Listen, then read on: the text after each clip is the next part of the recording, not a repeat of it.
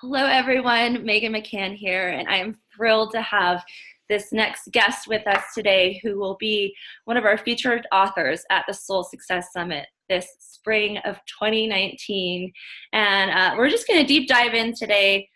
For the next 10 minutes, we're going to get to know Megan, who has such an incredible story to share. She's a licensed mental health therapist. She's a transformational mindset coach, and she's also a best-selling author. So thank you for being here today, Megan. Thank you, Megan. I'm so honored to be a part of this. And I'm so excited because we have the same name and we spell it the same way.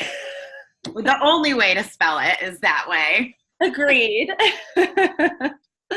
So, in the short time I've known you, I feel like you're another one of those soul sisters that will be at the summit who I could just talk to for days, and I feel so aligned with. So I'm super stoked that you've made the decision to come and join us and share with us your story. And I know there are a lot of layers to your journey, and with everyone's stories, we have our dark side, we have our shadow side, and we have our light. And a theme that I'm hearing from you is really bringing the dark side to light and bringing awareness to women entrepreneurs out there, that it's okay to share your faults and again, like, give light to what a lot of people would think is the dark side.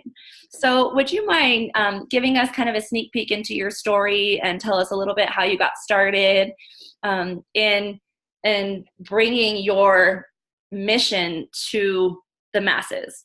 Yes. Well, thank you, Megan. First of all, it is such an honor. I know, just touching base on what you said, we've known each other for a very short time, and I feel so connected to you and to this mission that you are doing, for the Soul Success Summit. I am so excited to be a part of it. So thank you again for allowing me to be. So I will just jump right into it. I have been a mental health therapist for the last 15 years and also a veteran in the Air Force. And so, long story short, I kind of about 2 years ago started having this nudging feeling that I was meant for more, and like basically outside of the four walls of working in a hospital doing therapy. And I was married at the time, and going through such horrific trauma in my marriage. And at that time, I didn't know that I was in the midst of a very narcissistic, abusive marriage. And even as a mental health therapist, I had no clue. And we were married for 2.5 years. He had an affair for 14 months of that 2.5 years. And then he actually divorced me in 2016. However, the abuse actually continued even after we were married. And so for the last 2 years, on top of, the 3 years that we were married, so 6 years total, the last 2 years I was getting really restless, but I didn't really know what that was. And a lot of us have those feelings where we kind of have these nudging feelings and we don't know what they are, and we just kind of push them down because it's scary. And sorry about that. And it's scary. And so I took a leap of faith and moved to San Diego and left my high-paying 6-figure job in a hospital to jump into entrepreneurship. What I didn't know is that my marriage, my ex-husband, was keeping me from building this life that I wanted. And literally 1.5 years ago, I had no idea what I was doing. I'm sure the women out there listening to this, watching this, feel the same way. Like when you jump into this entrepreneurship, I had no business idea what I was doing, right? Like I had no business experience. And it wasn't until February of this year, another traumatic event happened with my ex-husband, where I finally said enough is enough. And I started writing my book. Now, when I speak, and I know we don't have a lot of time, I go very deep. But if I went very deep right now, it would take forever. So literally, I was in the midst of such a traumatic time in my life. And I started writing this book. It's always been on my bucket list to write a book by the time I was 40, and I ended up doing it a year later, or a year earlier. So this book for me was my saving grace, because I found that I never worked through the trauma of the affair that happened in 2014. And I just kind of started going through life. And, on Facebook and social media, everything was going great. It looked like. And I was very successful in my career, but personally, I was a disaster. I would be between patients on the floor crying. I couldn't get out of bed in the morning. And I just stuck a Band-Aid on it and just started getting busier and busier and busier and not taking care of myself. So when the last traumatic event happened in February, I lost it. And I had realized that I had lost every sense of who I was, all my values, all my confidence. And I literally believed that I wasn't enough.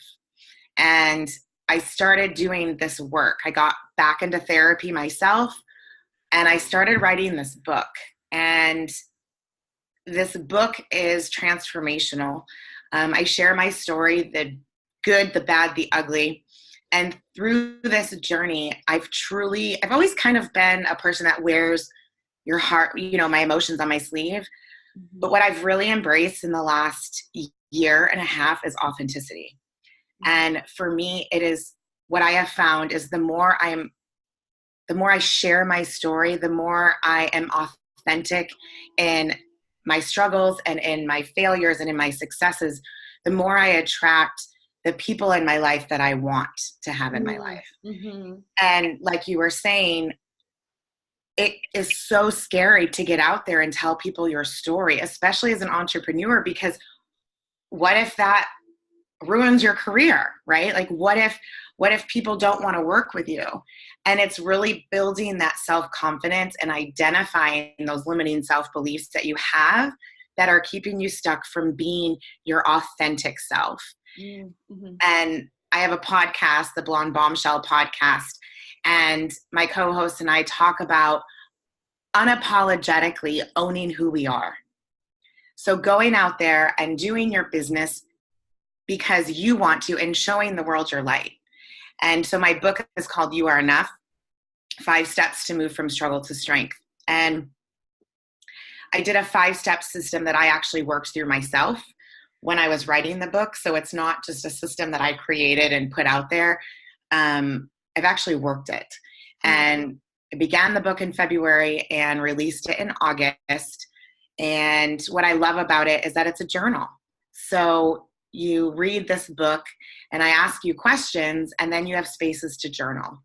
And, really focusing on stepping into your light, like you said, and unapologetically owning who you are, learning how to, what I call, ground those limiting self-beliefs that are keeping you stuck. So those of you who are going to be at the summit will hear my story in depth. And I'm really excited about it because I love sharing my story because it attracts such powerful and inspiring women. And it's been such an amazing journey.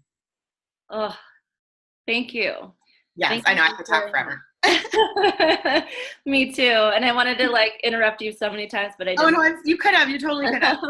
No, and I didn't, because it was, everything that you shared was so beautiful. And a common theme that I've been hearing from a lot of the women I've been interviewing, and especially from you, is embracing the imperfect, embracing the dark shadow side, because that is what people can relate to. People can't relate to perfect.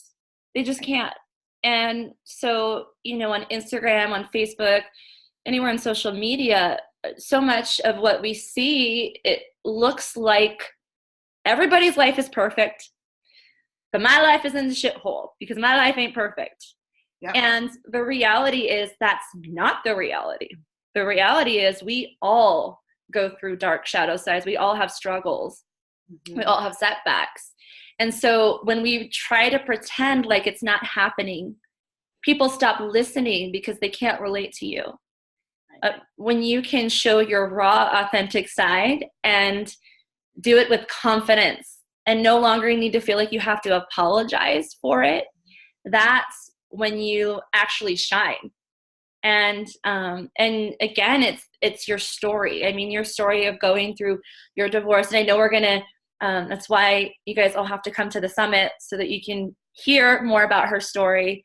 But in dealing with that trauma and accepting it and then embracing a new side of you, again, is so beautiful. So thank you for writing your book and bringing awareness to this. So what would you say to someone out there who might be feeling like you, who is in a relationship or is in a place where they might feel stuck, like there's no way out? Like, what were one of the first steps that you took to make this transition in your life? That's a great question. And I focus on whether you're feeling stuck in your relationships, career, health, whatever.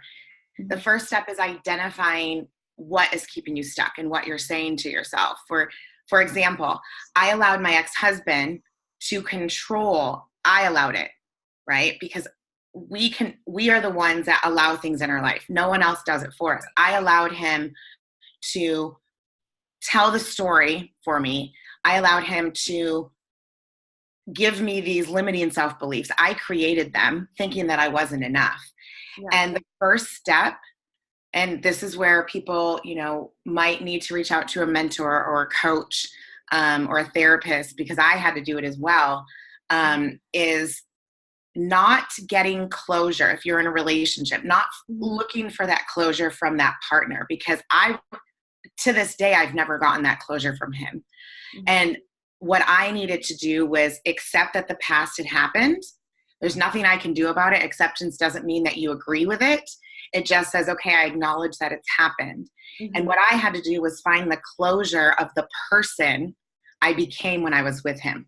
Not closure from him, yes. Closure from saying, this is no longer my story. You no longer are creating my life. And so once I was able to do that, that was the biggest step for me. And in that process of finding that closure was starting to visualize, this life that you want and rediscovering yourself. And so that's the first two steps in my book, is discovering your true self and visualizing your passion and purpose. And when I worked through those two steps, that's when I was able to come to that acceptance of saying, I accept who I was, but this is no longer who I'm going to be. I love that. And a big thing I just heard was taking responsibility. Yeah, definitely. And owning it, because it's so easy when stuff like that happens. We see it happening to us and we take on this victim mentality. Yeah. But there's so much empowerment and liberation and freedom that comes from taking responsibility for the course of your life, for what's happening. So that was a huge lesson I just learned from you. Yeah. And again, it's not about blame. There are so many times I said, why did I waste 6 years? Why did I waste 6 years? Well, I can't change it. Yeah. He is to blame for a lot, but so am I. Yeah. And I take that responsibility because I allowed him to destroy my self-esteem where I didn't leave after the affair. Mm-hmm. I allowed that.